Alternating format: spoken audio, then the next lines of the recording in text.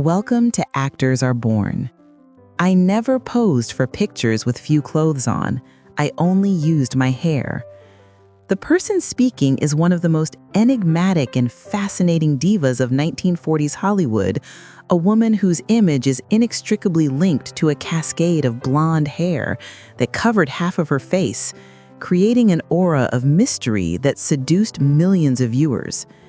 This is the story of Veronica Lake, an actress who experienced a meteoric rise and an equally rapid fall.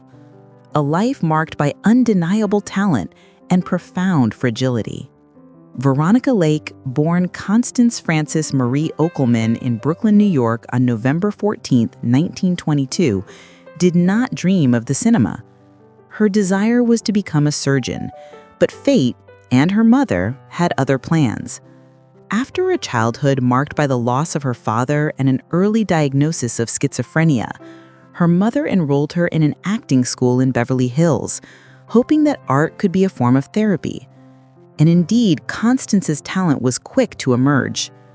Noticed for her ethereal beauty and for that rebellious lock of hair that fell over her right eye, she was put under contract by Paramount Pictures in 1941 with the stage name of Veronica Lake. Producer Arthur Hornblow chose that name because her eyes reminded him of a blue lake, calm and clear. Thus began a dazzling career. Her first important role in the film I Wanted Wings established her as a new star. But it was her hairstyle, the famous peekaboo bang, that made her a style icon. That look, born almost by chance during an audition, became her trademark, imitated by legions of admirers all over the world. It was an image of seduction and mystery, perfect for the femme fatale roles that made her famous in film noir. Alongside Alan Ladd, another short-statured actor like herself, she formed one of the public's most beloved pairings in unforgettable films, such as This Gun for Hire, The Glass Key, and The Blue Dahlia.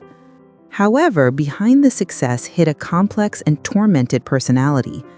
On set, Veronica Lake earned a reputation as a difficult actress.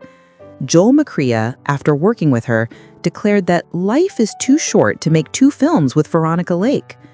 Writer Raymond Chandler sarcastically nicknamed her Veronica Lake. Her mental health problems, never properly treated, and a growing dependence on alcohol began to undermine her career. Her iconic hairstyle, which had made her famous, also proved to be a kind of prison. During World War II, the U.S. government asked her to change her look, as female factory workers who imitated her were victims of accidents at work, with their hair getting caught in the machinery. The change in hairstyle, according to some, stripped her of some of her charm, and her box office success began to decline. Her private life was just as turbulent. 4 marriages, all ending in divorce, the loss of a son a week after his birth, and a difficult relationship with her remaining children. Sued by her mother and by the tax authorities, she declared bankruptcy in 1952. Paramount terminated her contract, and for Veronica Lake, a long and painful decline began. In the 1960s, she was rediscovered by a journalist while working as a waitress in a New York bar. This brought her a brief return to notoriety, which culminated in the publication of her autobiography, Veronica, in 1971. But it was too late for a real comeback. Veronica Lake died on July 7, 1973, at only 50 years old from hepatitis caused by her alcoholism. Her passing, in solitude and in serious financial difficulty, marked the tragic end of a star who had shone too brightly, too fast. But her legacy, however, has not been lost. The image of that petite and fascinating woman, with her magnetic gaze hidden by a curtain of blonde hair, continues to live in the collective imagination, a symbol of a golden age of Hollywood and of the fragility that often lies behind the mask of success. Because as the story of Veronica Lake teaches us, actors are not only born, but sometimes they are also destroyed by having become icons.